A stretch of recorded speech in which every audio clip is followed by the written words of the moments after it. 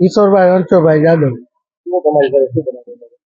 Punjab national બેંકમાં અમને option ઉપર બેહાડ્યા હતા અને મારા મિસિસના નામનું મીનાબેન કિશોરભાઈ જાદવ એના નામનું ઓપ્શનમાં અમને ફ્લેટ લાગેલો અને એ લોકો ઉપર અત્યારે કેસ ચાલે છે બિલ્ડરનો।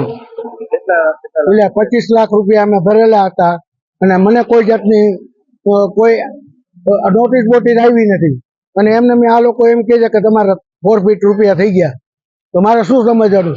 મારી આ મરણ મૂડી છે। હું આ કેટલા દિવસ લગભગ અત્યારે હું આ સતત 6 દિવસથી અત્યારે તો ધક્કા ખાઉં છું અને એની પહેલા હું આવી ગયો હતો।